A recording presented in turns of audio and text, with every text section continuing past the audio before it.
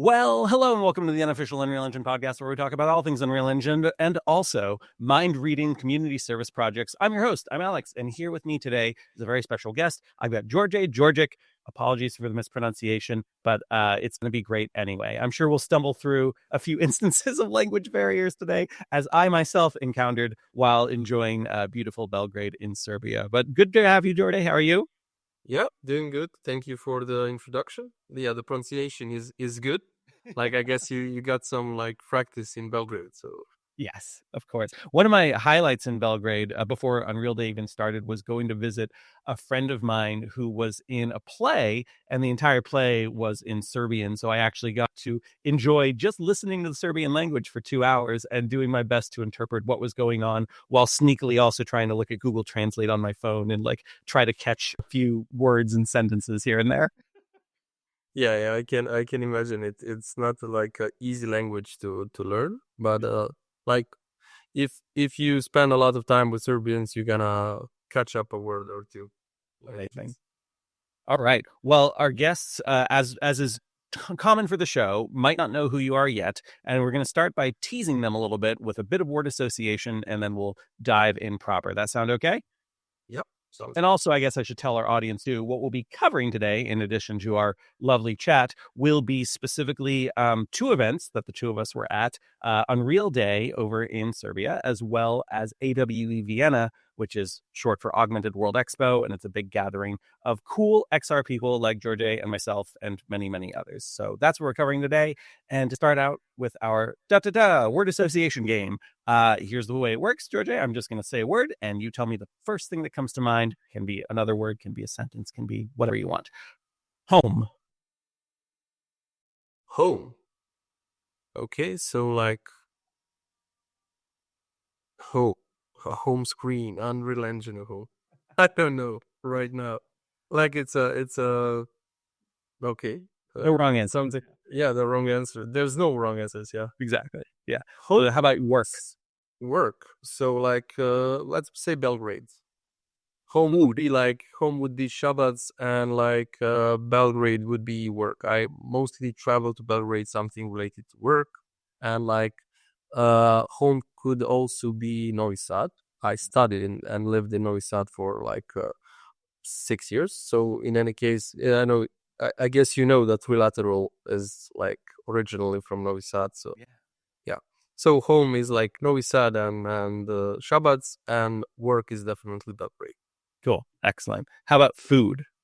Food. So food would be Shabbats, but Belgrade as well. Like good restaurants both in Belgrade and Shabbats. Maybe some people in from Novi Sad were gonna hate me, but I kind of uh was like I know of better restaurants in Belgrade and Shabbats than in Novi Sad particularly. But in Serbia, like if you have a chance to come back again, uh, i- like in a soon time, yeah, you should visit the south of Serbia, like Niš and that region. They're really, especially the food down there is good. Excellent. Love it. How about travel? Travel, so like let's say Vienna.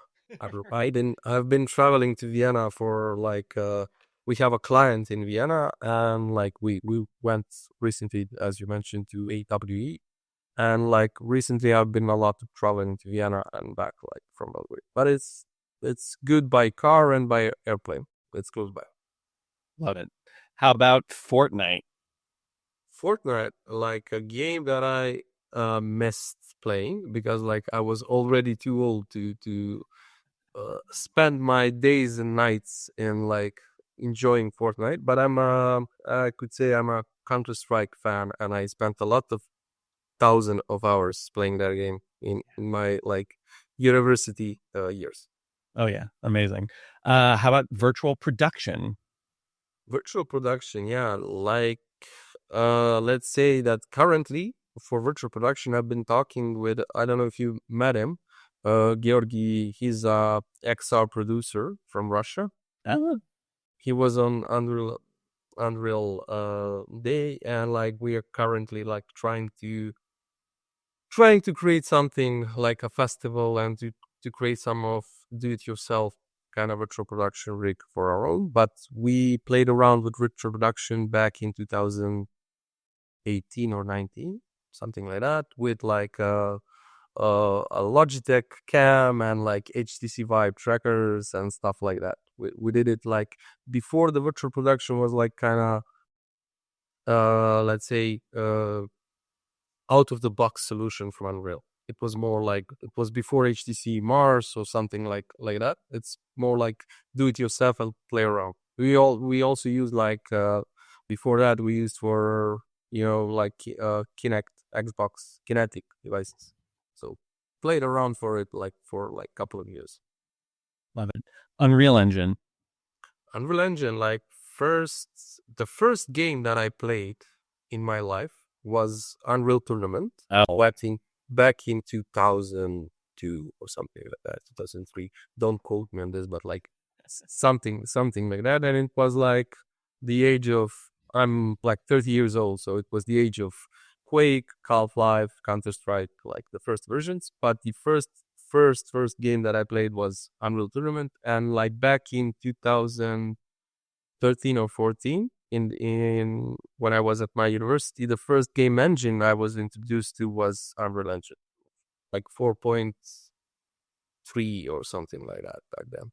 It was like the projects that we had on Faculty of Technical Sciences in Novi Sad, and we kind of had a cool project with Unreal where we had like we played around with Nintendo Wii and like played with Xbox Kinect. So we gotta you can create a game in Unreal and like you can control it with like I created like a racing game, and it was like if you hold your hand up like this, it's like going forward. It's if you put it down, it's going like in reverse.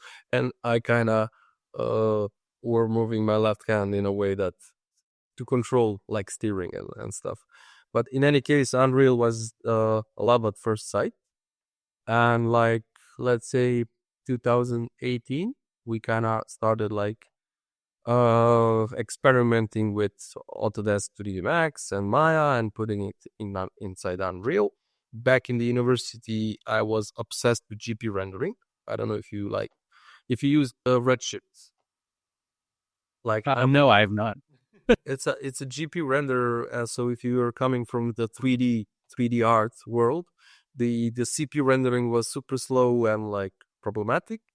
And like I kind of found out from my professor at the university that there's an alpha test for Redshift GP render, which was like rendering in seconds, and I kind of applied and got it. So that was like me trying to optimize rendering since like 20 years old or something like that. And when Unreal came by, it was a perfect mix to something that you are clicking in 3D to like display it in a cool way, and it just keeps getting better as you know. Yeah. Fun fact for anyone who is curious, Unreal Tournament came out November 22nd, 1999. So totally possible that your dates for when you started playing it were accurate.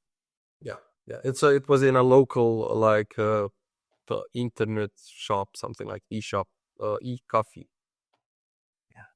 Man, I remember those like internet cafes, like the early days of like, hey, a place you can go use a computer. It's so crazy. Yeah, exactly. And I got my first PC like maybe a year later in 2003. I remember that date, like it's January 7th, 2003. I remember that part. And like, why do you remember that specific date? it's like it's something around January 27th. Okay, I guess. It's yeah, it's Saint Sava Day in Serbia, and the guy is like known in Serbia as a saint who like is for education, and he's the like a monarch, Serbian monarch in the past who were like trying to educate the people and the Serbs. So like kind of I got a PC, and it was like the start of my career and education in a way. That's so cool. Love it. All right. Now we move on to some short form questions.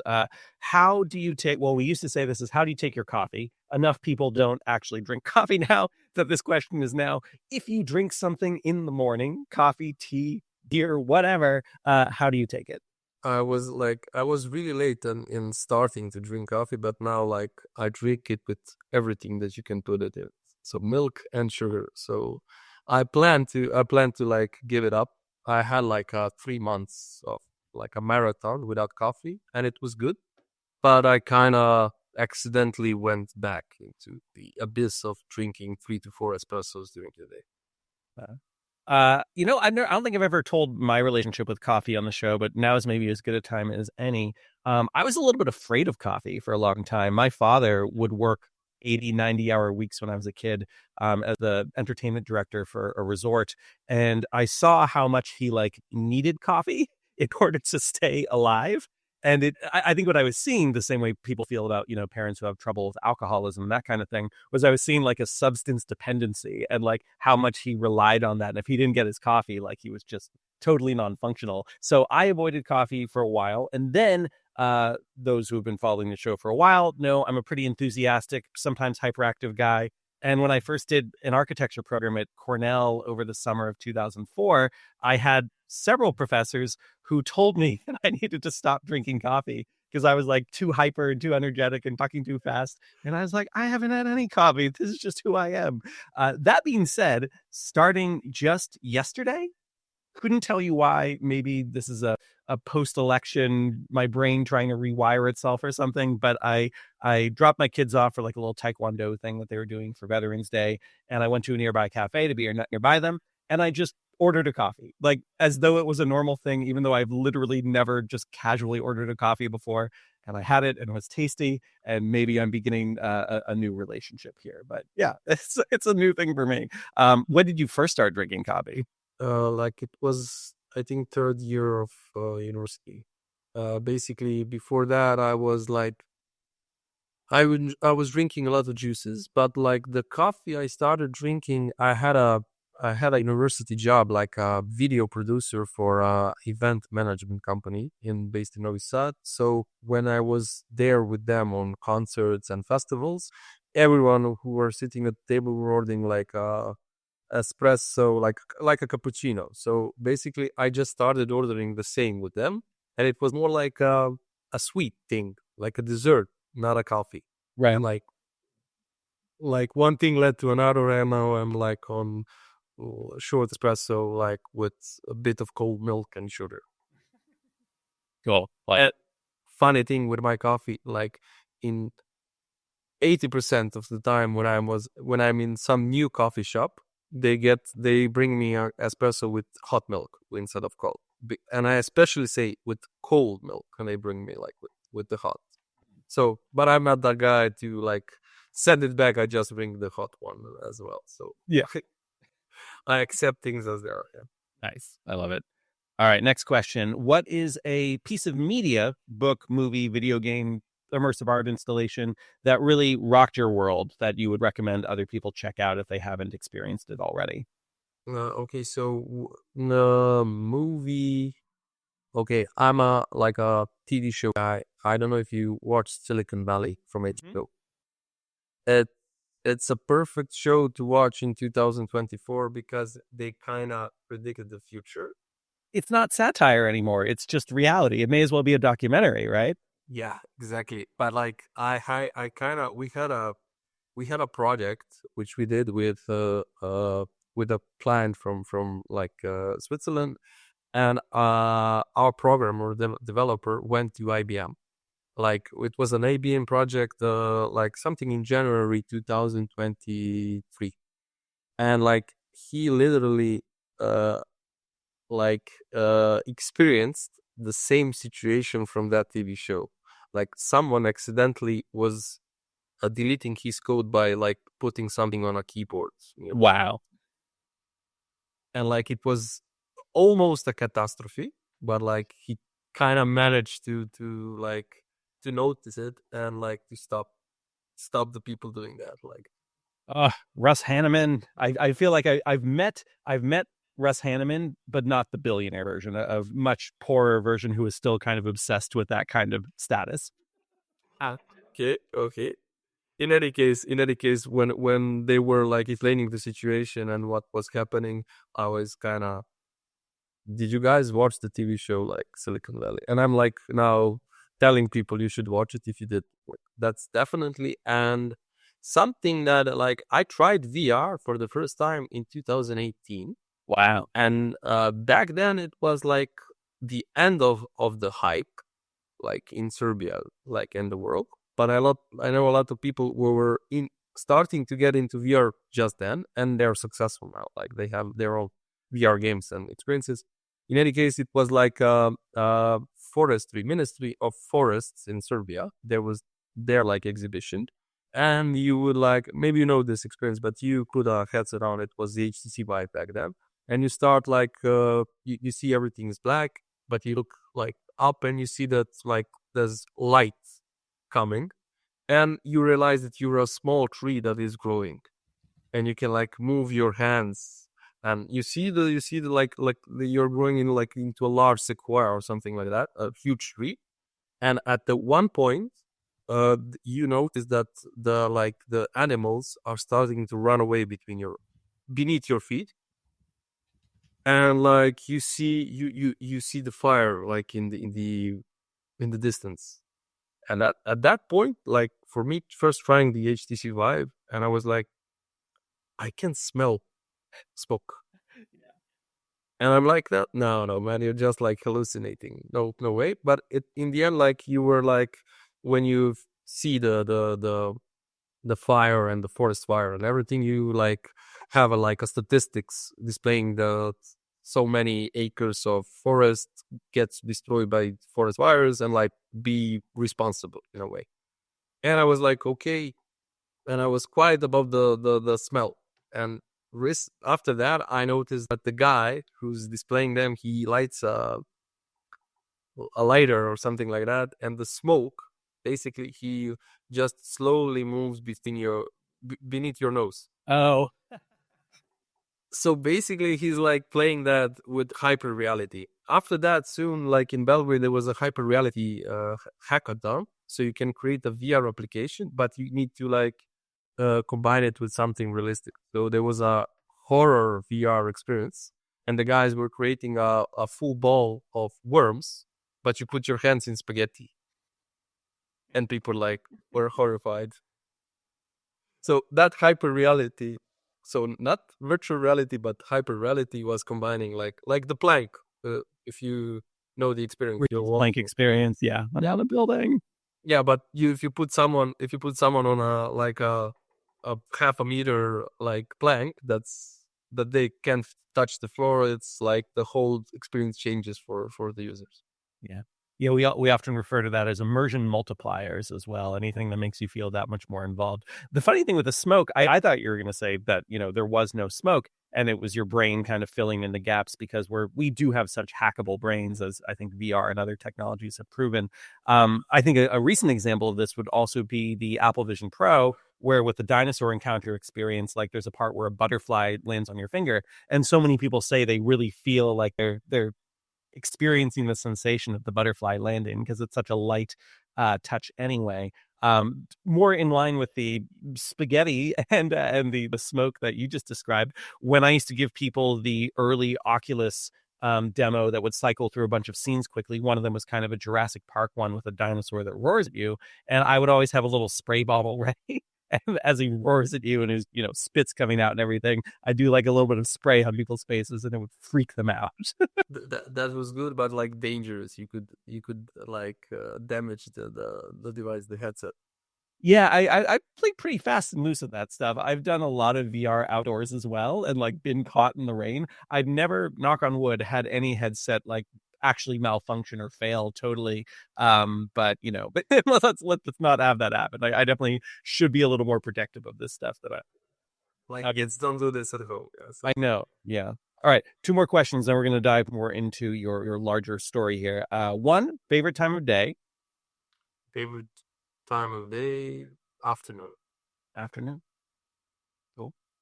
What was the last time you remember laughing? Could be, something silly you saw happen. Could be a joke someone told you. Anything that comes to mind of a time you laughed. Yeah, we laughed a lot during this like call and the Yeah. preparation, but in any case, I have a kid, a 3-year-old kid, so I'm laughing all the day, Oh my all goodness. the time, all day. So yeah, he's like now we accidentally showed him like there's a TV show Vikings. So now he's like in that really dangerous kind of way that he likes to like punch people, and people like are like, "Oh, look at you," but he can throw a punch in any case. So we're kind of trying to put some boundaries on that, but it's a mixture of it's funny but not that funny. Yeah. Stop laughing. Like I hear you. I have found that I have been showing my kids who are 7 and 9 years old now a lot of content that is definitely not age appropriate. But what I do to maybe make myself feel better about it is I make sure it's content that I'm already familiar with. So I do find very particularly like which moments to cover their eyes or to skip over or to just talk over if they're just saying something really inappropriate. Like I'll start a conversation with very loud, like right as something really inappropriate is being said. So, debatable if this is actually good parenting or not, but it does allow me to, I think, introduce at least some very interesting ideas and concepts. And like in your case with Vikings, history in a way that otherwise, our younger kids might not have access to. yeah, definitely. It's like my wife and me were watching that, and we kind of like catched a few moments, and it's like really difficult to explain, but I try my best like explaining what they're doing and why it's bad and why you shouldn't do that, like explaining like that. But it's, as you say, I'm not sure what's like, I try my best at good parenting, but I'm not precisely 100% sure what good parenting is. Yeah, we're all doing this for the first time. There's not exactly a agreed upon playbook of exactly the right way to do it. My general philosophy is like, show your kids what you're excited about, find out what makes them excited, try to foster that curiosity and love of discovering new things and learning. And there's a very good chance they'll land in a good place. The kids I grew up with who are probably the most unhappy were the ones whose parents had a very clear idea of what they wanted to turn their kids into, and if that wasn't what their kids were naturally inclined toward, it became torture to a certain degree. So that's really the only thing I'm cognizant of. As long as we're talking about parenting and all that, yeah, what kind of comes to mind as you think about any of your guiding philosophy as you figure this out the first time? Yep, exactly. It's not an easy job, but like regarding like that what you mentioned, like age appropriate. Like when I was a kid, you had like it was a difficult time in Serbia, and you don't have like a specific time when some movie or something like on TV is displayed to the audiences. So I watched horror movies when I was a kid, and like I didn't like I'm not into it right now. I just like it, I wasn't like a bad person or a bad kid because of that. And like it was maybe in the elementary school I was trying to like scare other kids, but like that's Halloween or something like that. In any case, I that through time it's not so much what the kids are watching. It's more that they understand it in a correct way. Is it? I don't know who's into reason. Yeah, Yeah. that makes sense. Do have you had any issues with? Actually, I'll ask this both for when you were a kid as well as your 3-year-old now. But any problems with nightmares? With do any of those images come back to haunt you or your 3-year-old? Okay, so from my side, maybe I had like a few that I remember, a few nightmares, but I kind of, let's say I started playing Diablo, and you have like the badass Tyrael Archangel, and he was like my hero. And if you see a monster in your dream, you just like call Tyrael, and he's gonna like throw them away or something like that. So in any case, I kind of didn't have much snipers, and for my son personally, he doesn't. Like he's good. He's fearless in a way. That's great. Good for He's a Viking. him. He's a Viking. Yeah. What's he got to be afraid of? That's awesome.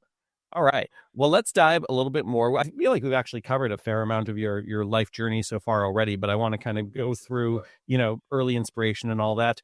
Before we do that, I always forget to say, please, if you're not already, follow the podcast, like, rate, subscribe. We're on all the different platforms now, growing that audience, and we're going to start doing a little bit more Q&A on the podcast. So if you have a question you'd like to ask me, I'll bring it up with guests. I'll answer it myself. Email unrealpod@gmail.com. And we hope to hear from you. Excellent. Okay, so Again, very happy to have Djordje Djordjic here on the podcast, who has a wonderful name. And we're going to talk a little bit about your history, how you came to be the founder and CEO of Pixels to Pixels, and then, of course, how we both ended up meeting each other at Unreal Day, and we'll cover all that fun stuff. So where would you like to begin? Well, like, I don't want to go too far, but in any case, I'm an IT guy from like an IT kid, then like an IT teenager, and after that, like in the university, I kind of found my let's say the role. I played video games since like 5 years old, 6 years old, something like that. Maybe before that, but I don't remember. Yeah. Right. In any case, like, I'm a PC master race kind of guy.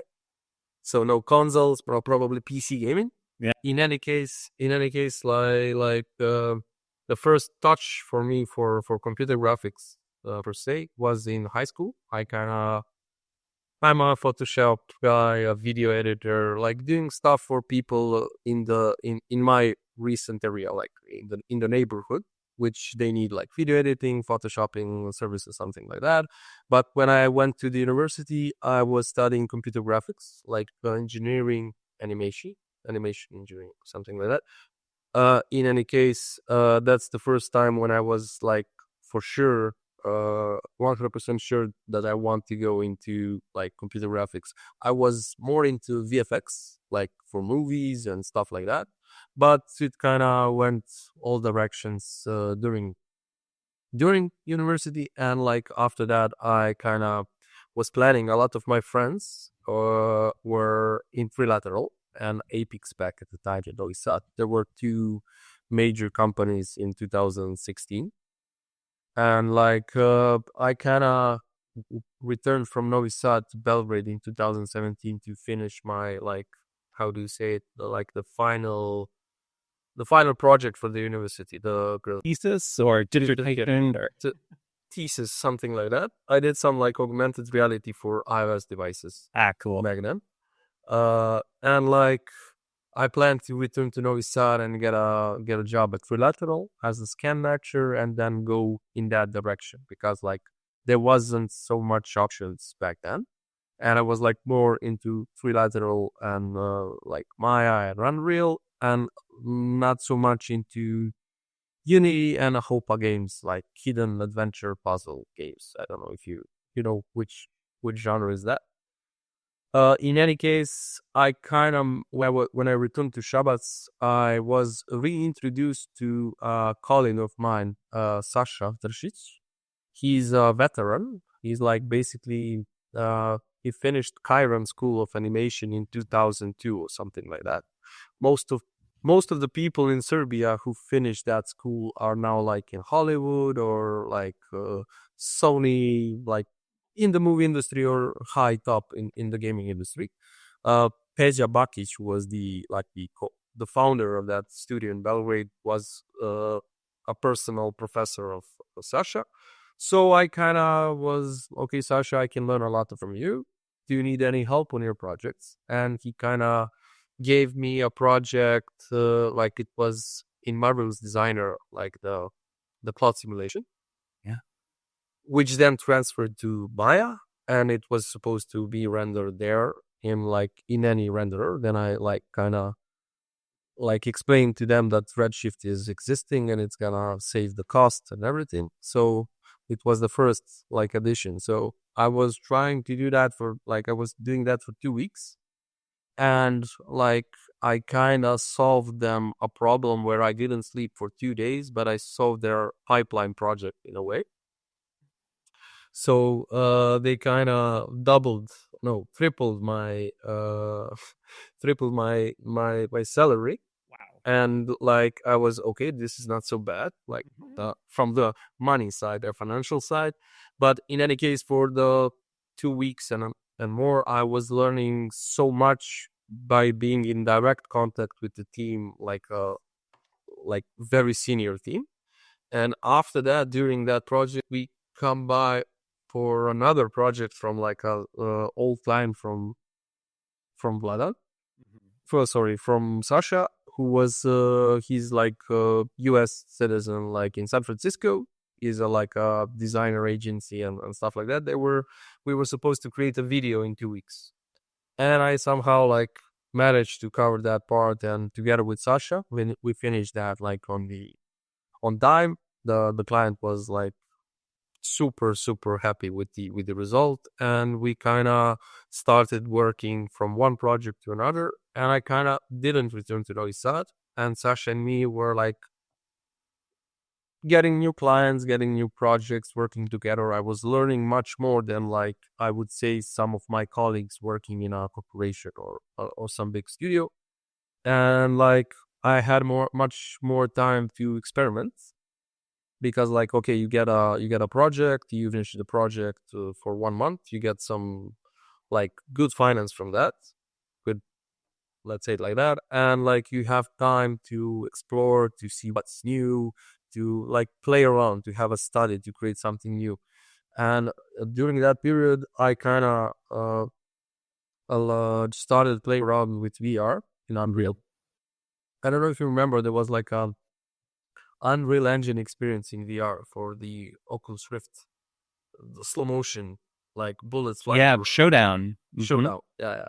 So I was trying that, and I was like, okay, so whatever you do in 3D and you display it in VR, it looks 10 times better than it is. Like it's not if you like see what kind of 3D models and what kind of computer graphics you have seen in movies or cinematics, and you see in VR, it's like it's not so good in VR, but it looks better because of the immersion and the 3D, let's say, experience. So in any case, I was trying like to play around with that, and I created. We back then we were in Shabbats. There was a cool. I don't know if you heard about them. They're called started centers. They're like hubs all around Serbia, and they're like promoting IT, networking, and stuff like that. And that there was one opening in Shabbats, and we were the first co-workers there, me and Sasha. Later on I like added more people, like web developers, 2D designers, and we were like expanding team quite quite well. And I kind of had a vision to create a tutorial to explain like to university kids in Shabbats how you can create like your own application or something like that. And like during that tutorial or like a course, I met Stefan. Stefan was I would say a wonder kid who basically created his own game in high school, and like managed to publish it on Steam and to earn a couple of $1,000. And he was like really into Unreal, and we were like, they want to work with us and stuff like that. And during that time we managed to somehow display that and make the basically the guys from the city of Shabbats noticed us and what we were doing, and they wanted for us to create some kind of virtual reality experience for the National Museum or something in Shabbats. So we were like, there was a battle in World War One or something like that, which we wanted to display. Yeah, that's the Showdown cinematic VR. Yeah. In any case, we wanted to make like something like this, but in World War One, where you can like experience some famous battles that Serbian army won in the First World War. And they were like more in a way, let's don't do that. Let's try to do like we have a fortress, which is like from the 15th century. Let's try to recreate that. And we were like put in contact with the experts in the museum, and we were starting to like to get idea what we can display for them. And at that moment we kind of were worried, because this is 2018, beginning of 2019. We were kind of worried because at that moment I couldn't find anything in VR that is not basically cartoonish, or that's lasting for like an open space. We kind of got there was Hartmann Shadow. He had a World Chronicle, which is famous in like in the world Chronicle Shabbats. I'm just gonna show you the image that we kind of, yeah, this is the I don't know if you can see this. Yeah, I'll hold on. Let me swap over the screen share. Yeah, okay, sorry. Yeah. And here we are. Okay. So in any case, this was the drawing of Shabbat's fortress from like 1493, as you can see this. Mm. And we were like starting from this. We kind of started creating 3D models and like trying to get it to put that all in Unreal and to display to people. But like we were thinking all along to I'm gonna see the video link that I sent you. Yeah, here it is. So we kind of started by taking a drone and using reality capture to recreate the like what's left of that fortress now in 2019, and we kind of made a 3D menu of it, and we like divided the city in different like we divided the city in different parts. And it had if you will look at a watch, you can like teleport into a different part of the city. We had like a East Gate, a tavern, or stuff like that. Some of the models we kind of bought on the marketplace. We first checked with the experts from the National Museum, are they like fitting to that period of time, I mean, history and whatnot. And kind of what we didn't manage to find on the marketplace, we kind of created on our own. And there was like a level design. Sasha, Stefan, and me were like the main people on this. We then later added texts. We like displayed it in Serbian, Latin, Cyrillic, in English. We put like everything. We kind of see how we created a game that they can play in the National Museum, but in a way it can be like educational. You have like if you are close to some if you are close to some building, you can see something like a text that you can read.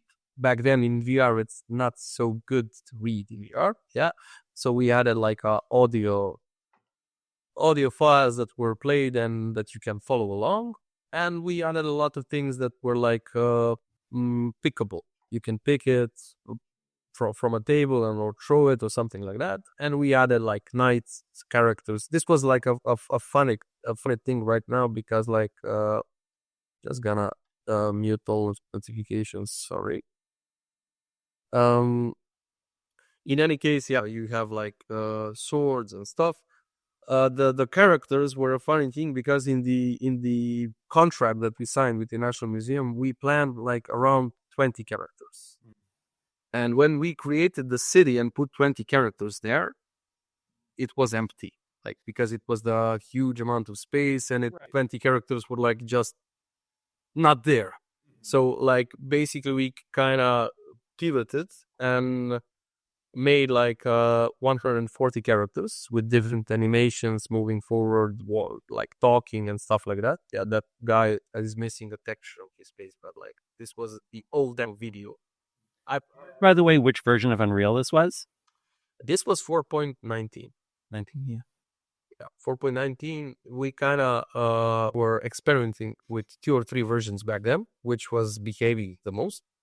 We like the funny thing with this, like we had a 1080 and 1070 NVIDIA graphic card, and we bought for this like a 2080 Ti card. And because of weird reason with drivers or something like that, we got better performance on the non-RTX versions. I heard a lot of this. Yeah. Yeah. Not surprising. Yeah. So in any case, it was like everything that could go wrong, like Murphy's Law, was going wrong. But we were like on time in delivery. And when we finished this, we together with the museum, we organized like an opening days. And during the 3 days, we were having 5 HTC Vibes headsets. And it was around 1,500 people which visited the museum during those 3 days. Like almost 500 each day, which was at for this museum like a big number because they are more oriented like to like let's say traditional exhibitions in the museum, and they had like in the past they were playing with holograms, but this was something unique and back then really innovative for a fact.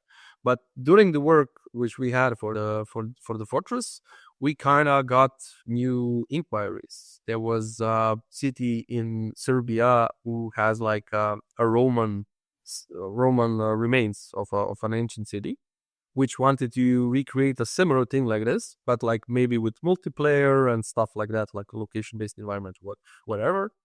Uh, and like to recreate it in a like a Roman ancient city and stuff like that. So we were like in 2019 very optimistic for this business model.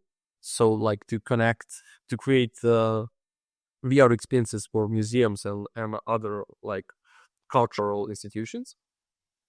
And kind of we got a meeting in like a booked meeting with the city for that Roman project in 2020 in March, but kind of the COVID started, and that kind of messed things up like for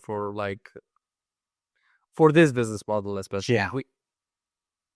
In any case, like when things settled in 2022, we kind of reconnected with them, so it's like still in the pipeline. It's something that probably will happen at one point.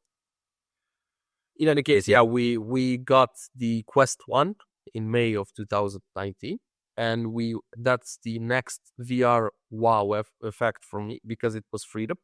It was like the Quest 1 is really, let's say I had it was a higher jump from HTC Vive to the Quest 1 than like from Quest 1 to Quest 2 then Quest 3. Like this was more smaller steps, but the Quest 1 was revolutionary in a way. So since then we kind of moved towards the let's say foreign clients, Switzerland, Austria, Germany. In any case, and we were like creating applications for the Quest 2 and Quest 1 per se. We now like mostly work with like Austria and Swiss companies for providing services, and we have like a few clients from the US in a way. In any case, we are as a team, Stefan, Sasha, and me are still working like since 2019 together. As a team, we are more like now trying to create more of our products. This fortress wasn't on Steam or something like that. It was just for the National Museum. So our plan now is to basically update the version of Unreal, move it all into 5.4 or 5.3, add maybe Lumen or Nanite, make it like much more realistic and optimized, and like publish it on Steam or maybe Epic Games or something like that. So people can like who have like a PC VR or something like that, they can use it. We updated it for the Quest 2, so you can use it as a PC VR in a way. Okay, okay. Since then, we did like a lot of stuff in Unreal. I don't know if you heard about Godot game engine. Of course. Yeah, we actually made a parody of it for a Vision Pro hackathon pretty recently. Godot, for those who know theater, there's a play called Waiting for Godot by Samuel Beckett. And we made our Apple Vision Pro experience called Waiting for Unreal. And it was kind of riffing on the idea that a lot of people are waiting for Unreal Engine to get better compatibility with with Apple Vision Pro.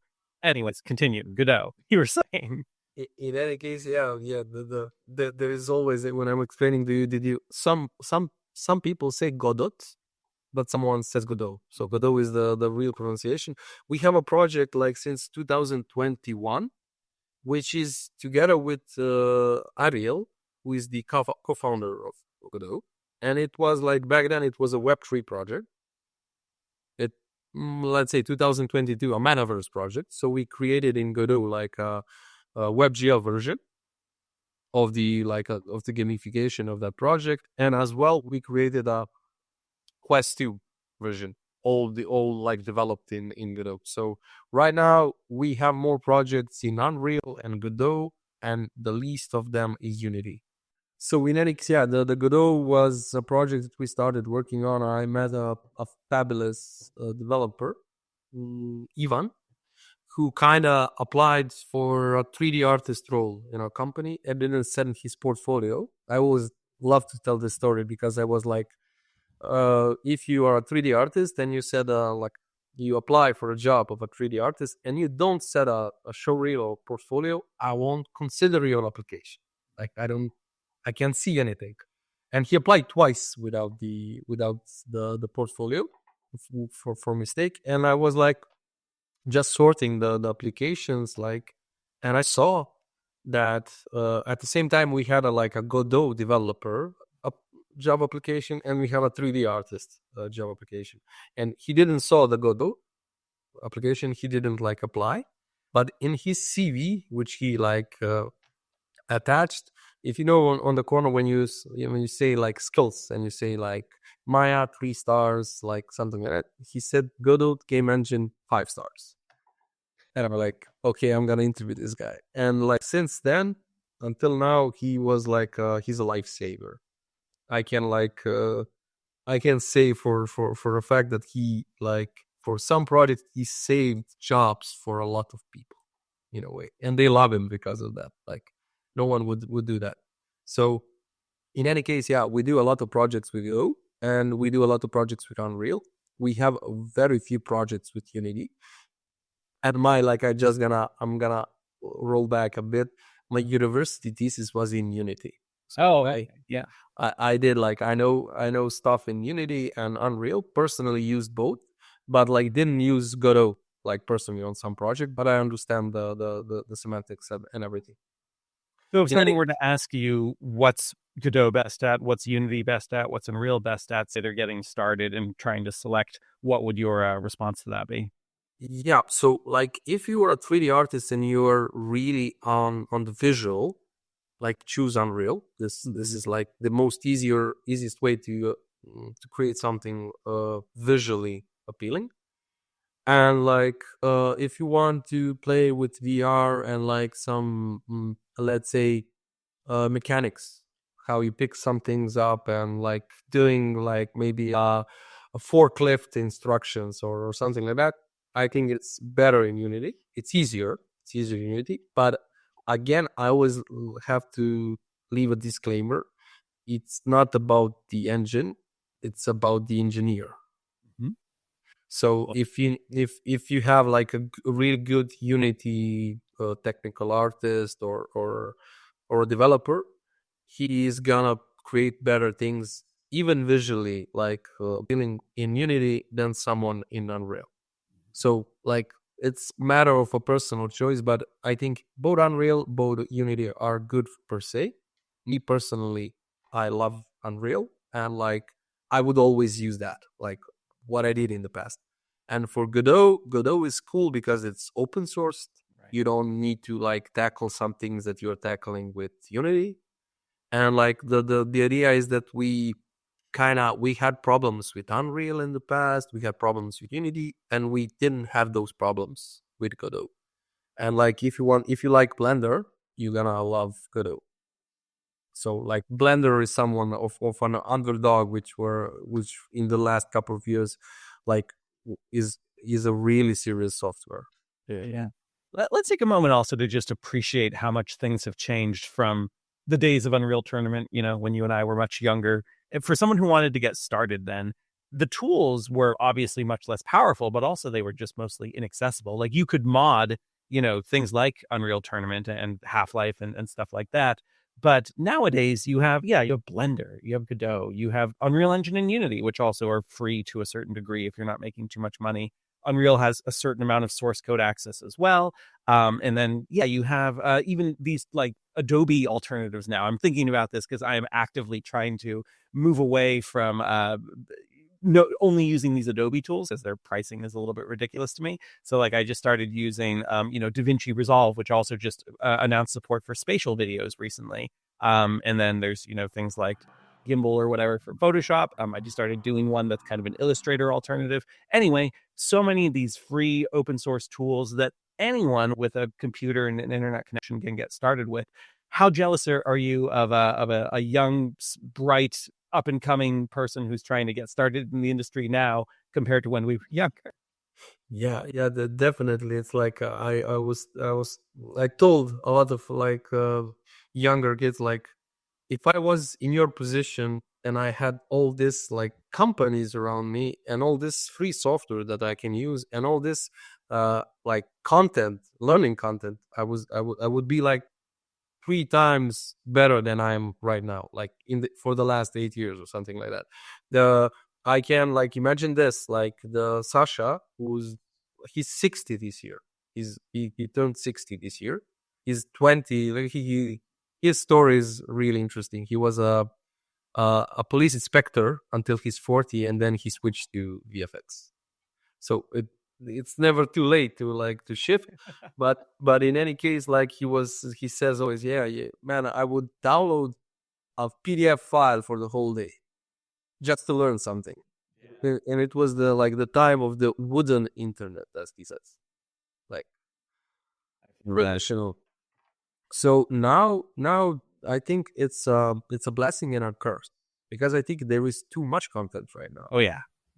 You now have a problem to like they should like have something as a IMDb, like the internet movie database, yeah, for like learning content. Like you can put 5 stars or something like that, so you can avoid, in a way, avoid watching something that is not like really quality work.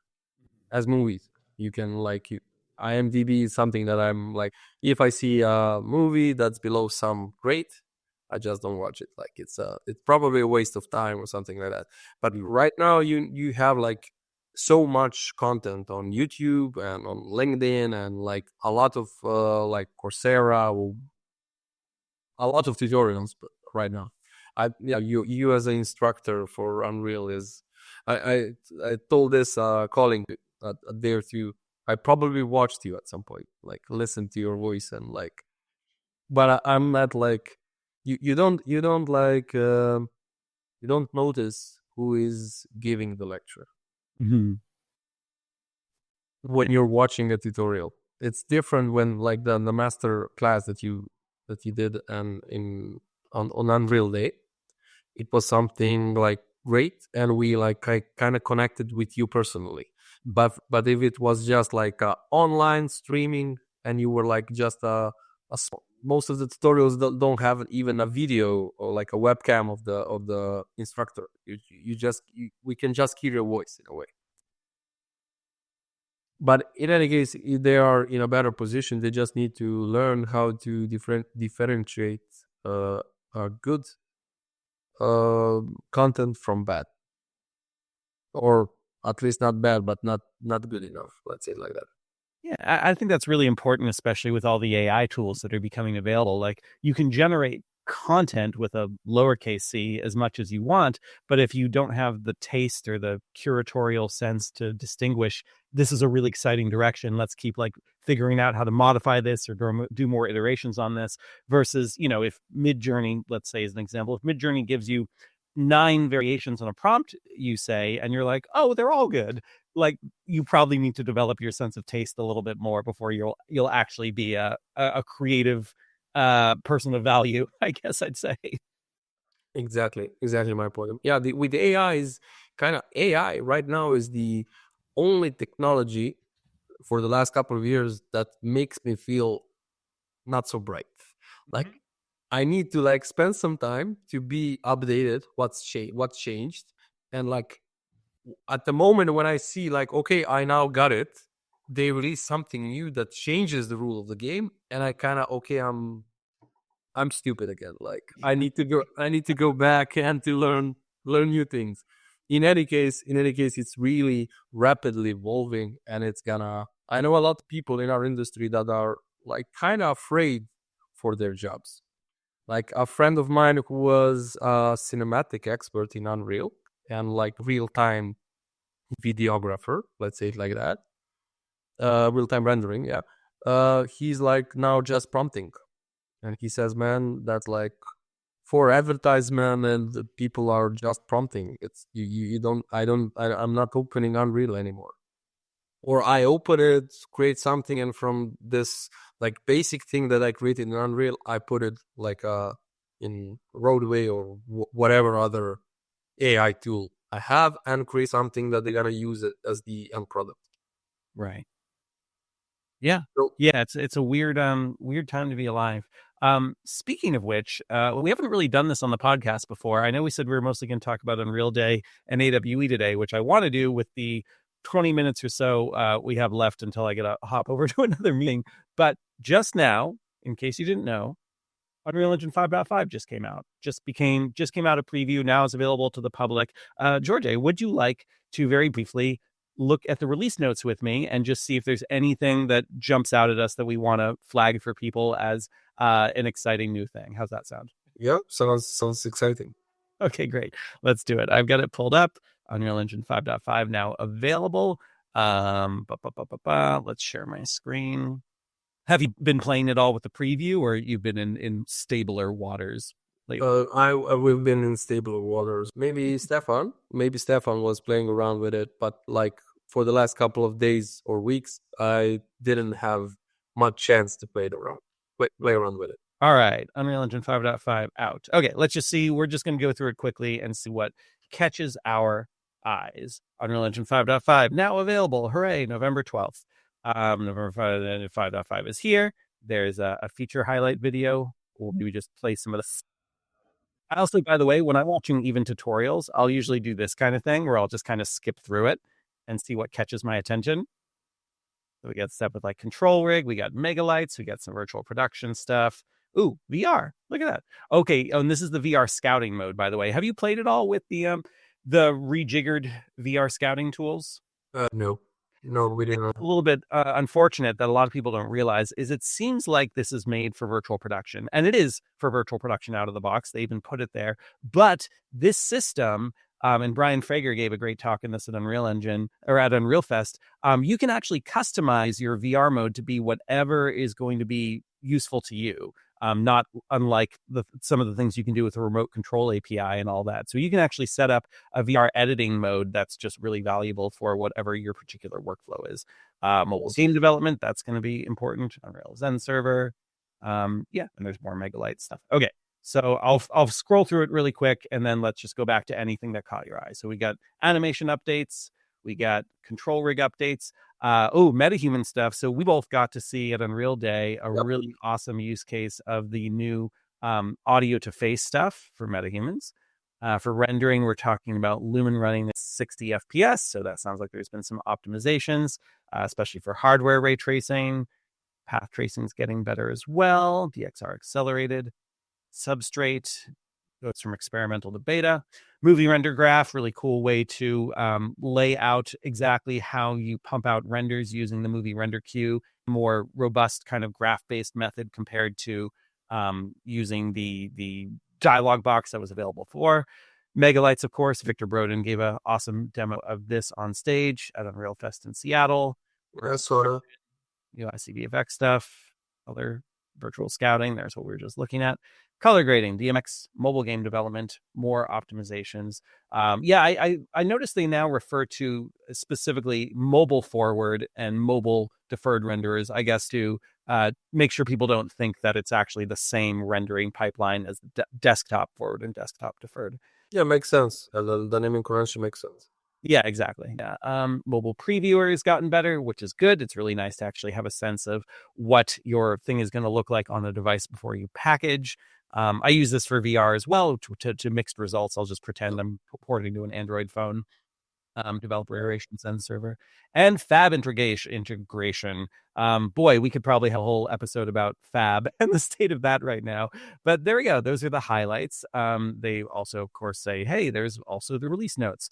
But out of everything that you just saw at a glance, Djordje, what kind of jumps out at you as anything that's particularly exciting about 5.5? Yeah, the audio that we saw on Unreal Day is like now available. So in any case, we're gonna play around with it because we have like a project where we are creating on a VR experience with like a World War I battle. It was it's it's funny to speak because like yesterday was the Remembrance Day, the Armistice Day. So like the First World War, and like Serbia back then was a hero in a way. Hmm. So we're gonna recreate something like that, and the way that we're gonna animate like people talking and stuff like that, we're gonna use the metahuman and the AVA definitely in the future. So we're gonna play around with this in the upcoming days. In which Excellent. most of the things that I saw, like it's we how could I say it's something that we saw the megalites. Uh, so everything is familiar. Like This not, one I'll call out real quick because for anyone who's dealt with cloud computing and pixel streaming, for those who don't know, Windows is much heavier to run on the cloud. It takes longer to boot up. You have to deal with Windows Server licensing issues and all that.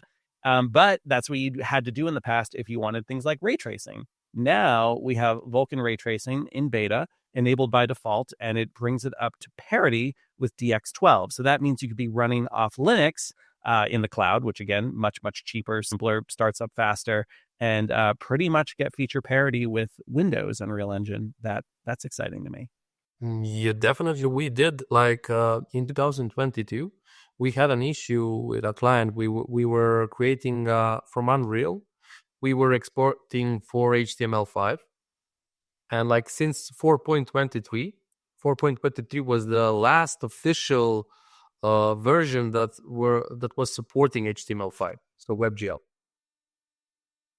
Cool. And we kind of started a project with 4.24, which was like a community based HTML5. So you had to like download the open source Unreal Engine and try like figuring out all the settings with mscript and stuff like that, different versions. But we kind of found a glitch in the matrix that all the video streaming. So if you put a video shader in your Unreal Engine like scene, it's gonna display black when you open it in the browser. So like a colleague of ours kind of went into the source code and created a driver. We created a driver, a new plugin, so we like kind of fixed that for 4.24. So currently, I think we're the only one that have it, and we can avoid pixel streaming in a way. Oh, that's cool. Wow. So for some, yeah, pixel streaming is better because of you can display everything that's showed in Unreal. But like if you have 10,000 people attending, it's gonna be really expensive. So this one with the Vulkan makes sense for pixel streaming. But if you want to display it in WebGL for like a lot of people, you still need to use WebGL or maybe WebGPU when it gets like approved from the bosses like the Google, Apple, and Microsoft. I was talking with a few engineers at AWE about that, and we were like all praying for the web GPU. It's gonna be like a new way to display 3D and stuff in the web. Let's say it like that. Cool. All right. Well, this looks like, I mean, this is a really robust. I'm only like 10% done scrolling through the. All right, I can no longer see your screen. I just see the us two in the back and the video. So it's starting. I'm gonna like explore. Yeah, grammar. What's grammar? In context of procedural content generation, grammar refers to a formalized system of rules that will now define how content ought to be generated or structured. Cool. Rules dictate how things get strung together, splines, all that. Yeah, anyway, I'll scroll through this as fast as I can just to say, like, look at all the amazing things with helpful GIFs and animations. And then we're just at the release notes. My God. Yeah, so much stuff. And obviously we're getting a lower frame rate on the screen behind us than what I'm actually seeing. But this might be the most release notes I've ever seen from Epic Games. I take my like sentence back. It's a lot. Like Yeah, it's crazy. Wow. Upgrade notes. 5.4 files are not compatible and recordings will need to be saved again. Oh, that's for virtual production specifically. I thought that was in general. Really quick, just for fun, I'm going to open up, just create a new Google Doc. I'm just curious how many words are actually in this release, just so we have a record of it, unless it's like so much that my clipboard can't even handle it. Oh, yes, it's thinking hard. Anyways, we don't have a ton of time left. I've been bad about this lately. Same thing happened with Unreal Fest. Let's talk as quick as we can, with as much information as we can, about our times at Unreal Day, as well as AWE. We'll start with Unreal Day. We already alluded to the fact that there was a really cool demonstration of using the new mesh to, not mesh to MetaHuman, audio to MetaHuman face stuff. Let me also pull up an Unreal Day video. Here we go. But yeah, here, while I'm pulling this up, Djordje, why don't you do the honors of explaining to people what Unreal Day is? I'm sure you were much more familiar with it than I was compared to others. So go ahead. What was Unreal Day?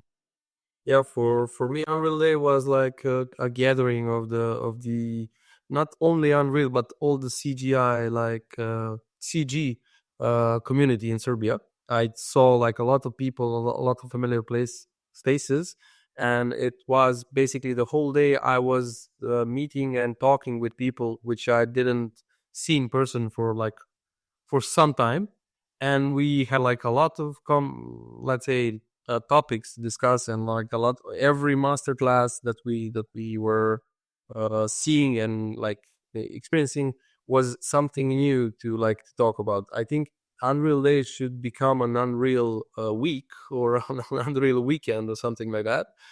Me personally, from Pixels, us three went, and we kind of divided in the morning. So I attended your masterclass, and like other colleagues attended other classes. So just that we can like discuss afterwards what the other person missed. So in a way, that was the bad side for me. Like I wanted to be in 4 different places at once. So in any case, it was really, really nice to see a lot of familiar faces, and I like that Unreal Engine scene, and that like in the video you can see that every third game developer uses Unreal Engine, and like with the Epic Games being present in Serbia and Novi Sad with Relateral, it's gonna be like even more people playing around with Unreal Engine and with Unreal Engine for Fortnite. It's like it's a day that I hope that next year is gonna become a week, so we can have like more people like yourself doing master classes and like enjoying more than one day. Yeah, we had like a previous day. The Unreal Day started a day before, which I missed, unfortunately. I mentioned that I got a cold. I was sick like the previous few days, so I managed somehow to get the energy to come by and to enjoy I was there from like since the morning until the very end of that day. In any case, it's like it's fabulistic for the industry, and it should happen quite often, like maybe more than once a year. Yeah. Agreed. I loved the community. I loved seeing people like you there. The local Serbian Belgrade game development group was amazing. I was fortunate to have a 2-hour masterclass on OpenXR in the morning. I got to be on the Unreal jury for the Unreal Jam and help select the winner, which I thought was a lovely husband-wife game that did not look like it was made in Unreal Engine at all. And then, of course, I got to give a little keynote speech later in the evening where I got to open for Vladimir, who we see here, who, of course, is one of the founders and who runs Freelateral and is, of course, a titan in the industry. And he demonstrated this example of taking the blue dot MetaHuman animator example and then actually having the actor go back through just with audio and re-record his lines in French and Serbian, and then having that entire video play back with those other languages. And it just felt seamless and credible and amazing that Freelateral is there so close over in Novi Sad. And yes, the day before, I was fortunate to get to go visit Novi Sad and get to chat more with the MetaHuman team and everyone at Freelateral. We got to check out their capture space and all that, and got to see a little bit of the roadmap. Like I feel very privileged to know like some things that are coming over the next couple of years with MetaHumans that I can't talk about, but suffice to say, very exciting. Like what an incredibly talented team. Also, another thing I wanted to point about Three Lateral, which you probably know as well, is they're kind of a rare acquisition because a lot of times when a company gets acquired, it's because of a platform they have. It's something that they've built that's like a set of tools that another company wants to use or build on. When Three Lateral was acquired, they were really still just a service provider. Like they were experts in digital humans, but they were doing every kind of project as the specific needs of that project. And then what eventually became like the MetaHuman platform, that all happened post acquisition. What yeah, I mean, what do you think about that, Djordje? In terms of like you think about the companies Epic Games has acquired, and it's mostly been things like Sketchfab or Megascans, where it's like there's already a thing there that exists and they want to bring it into their ecosystem. But Three Lateral was kind of different. I think we kind of started this team in Vienna, and I was like, we had a similar opportunity with Pixels being a service provider, and like when we were in the talks with a Switzerland company which was interested for us to get acquired, and when I showed what we have, they said, okay, so you don't have any products, just intelligence. And in any case, it's a for Trilateral, they were doing the best digital human at that in the world at that moment. And I think someone at Epic Games had vision that, hey guys, let's buy this company and like have them create a product, a platform that we can share with everyone, and it's gonna be a huge benefit for the ecosystem, for the Unreal Engine ecosystem. So in any case, yeah, I can understand. So it can be an exception, but lateral is a very good exception. Yeah, In any case, it's a good one. Yeah, I think the at that moment before the acquisition by Epic Games, I think lateral had so much work for other projects, other video games that they didn't have enough time to like, okay guys, let's stop everything and let's like try creating a product. But I plan to talk like more in on some event with Vladimir to if he has a chance or time, yeah, to discuss this, because for me he was a titan in the computer graphics industry before the Epic Games Oh yeah, like came in. That was just like for me the confirmation that he's great and that the company itself is something worth noticing, and like it's a cool place to work there. A lot of my friends are still working there, and they like have only the best to say about the level. yeah. It's pretty amazing. I'm just going to keep playing some of your videos in the background while we're chatting. But I felt very honored to just share a stage with him and then get to chat with him after. As you say, like he's a brilliant titan of the industry, and we're all better for him and the work he's been bringing to digital humans and everything outside of that as well. Ad play, yeah, okay. Yeah, right. The other thing I was going to mention about Unreal Day from my side was there were some great demos going on in the area, but something that I learned both at Unreal Day and then later at AWE was there's really no reason to pay for a booth. Like you can kind of just set up shop at a random table somewhere, and if you've got some headsets and some interesting demos, people will find you. Word of mouth gets around. People will see that you're demoing things for other people, and they'll come by. So at the risk of like getting in trouble for not actually paying to exhibit anything, I was really excited by how much of my time at Unreal Day and at AWE Vienna was actually putting people in headsets. You saw Apple Vision Pro inside the Unreal Day recap video and all that, and quests, and showing them various experiences. That part was really fun. Yeah, we had our share with exhibitions and showing our SGA, the Serbian Game Association, is really good at this. They had like year before, they had like a VR only event. So the companies from Belgrade and Serbia were there, like basically, how could I say, hanging around, having like getting to know each other better. It's a small VR scene in Serbia, VR especially, but like we all know each other, and we're like, it's not a competition. It's like more a preparation. The show reel that you're showing is like 3 years old, and we have some show reel in the making. It should be finished quite soon. The reason why it's like 2021, because for the last 3 years we had so much work that we didn't have like let's say time like gather it all and like create some showreel. These are the characters from the Fortress from 2019, and there you can see in the back a lot of stuff. I can I can share you the screen with Formula what is gonna be a part of our new Yeah, show. let's do that. Yeah. Screen share. Boop. Cool. So this is like hold. Okay. Yeah, you can see him. Mhm. So we had like a study for the Formula One. We had a project similar where we did the visualizations only for the formula, but like we kind of went further and we have like this, something like this. It looks great, and like Unreal is a great piece of thing. I'm not sure how the frame rate is like.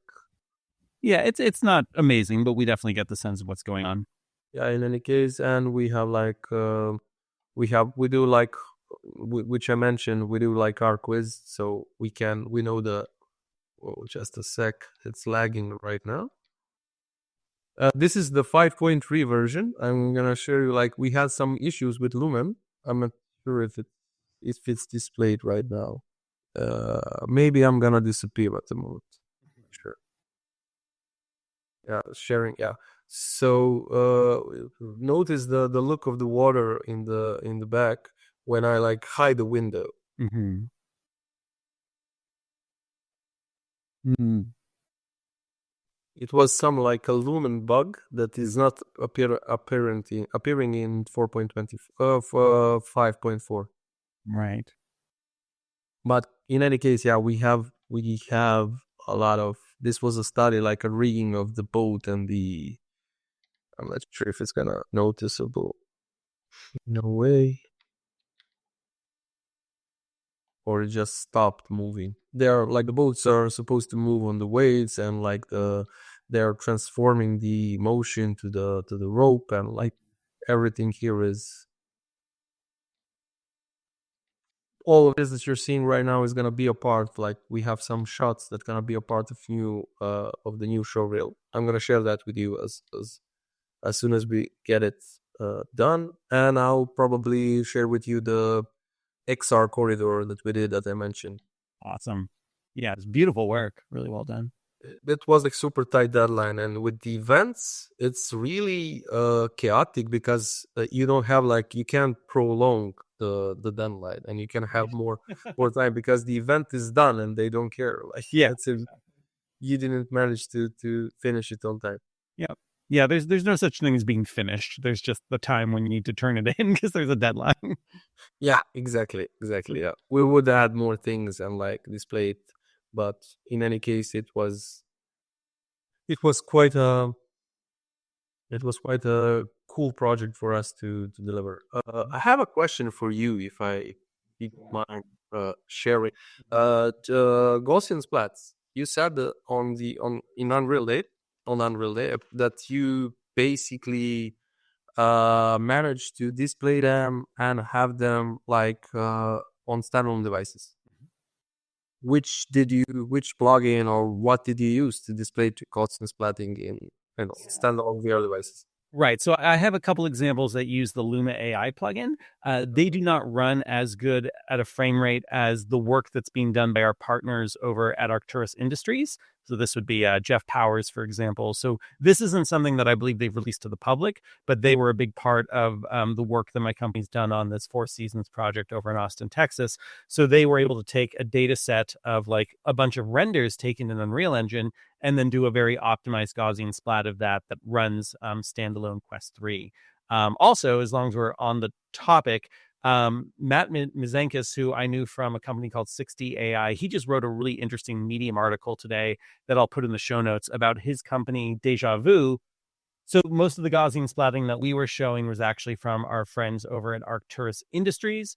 This is Jeff Powers, not to be confused with the Arcturus that does like VolCap and things like that with Microsoft and other methods. Arcturus Industries is based over in Seattle, and they've got some really cool computer vision work, including novel ways of compressing and optimizing Gaussian splatting. So that's what we are showing. And as long as we're talking about that, it's as good a time as any to mention that Matt Ninzinkus, who I've known since 60 AI, which was, I believe, acquired by Google, he's been kind of in stealth mode doing a thing with A16Z speedrun for his new company called Deja Vu, which seems to be building on some of the work from Google's Surat as well as light fields to have super optimized kind of volumes of very high complexity data sets that you can render on mobile devices, including Quest. So I'm going to be chatting with Matt soon and hope to check out a demo. In the Medium article he wrote, which I'll post into the show notes today, he mentions that they have this like huge data set from the movie Dune. So it's a virtual data set, and it won't even load up in Unreal Engine, but they're able to actually render this even in a browser with WebXR. Don't even need to have a native app. Very curious about that technology. But because we're running out of time, let's hop over very briefly to AWE Vienna. So we were both together in Belgrade, had a wonderful time there at Unreal Day. I went over to Berlin. I imagine you went home. And then from Berlin, I went over to Vienna, and then we both saw each other again like a week later. Had you been to AWE before, and what did you think of it? I haven't been in like AWE before, but I like a friend of mine was a year before. He was kind of he thinks that like for him, he's in gaming in VR. The in Rotterdam the VR week. He thinks it's like a better event, but like what we both agree that in the US it's a different concept, and that the currently the US version of the AWE is like a better version than the European version. But like I think the AWE was great. I met a lot of VR developer companies from Austria, from the nearby region. Like I'm still connecting on them on with LinkedIn and like chatting, and we're gonna have some like talks and like probably some like cooperation. We need people like working with us on future projects and vice versa, whatever. But in any case, AWE was I saw the snaps. It's okay, but like I think the yeah the snaptical what like Yep, I call them snapticles. snapticals. Yeah, it would mean like you know what it is. It's not a snap is something different. Yeah. So in any case, yeah, I tried different headsets. The what you and me together tried out was like the mind reading experience. It's something that made me think like about like hyper reality and adding a more immersive like effect to VR applications. In any case, that's something to like to explore in the future and like try working on that.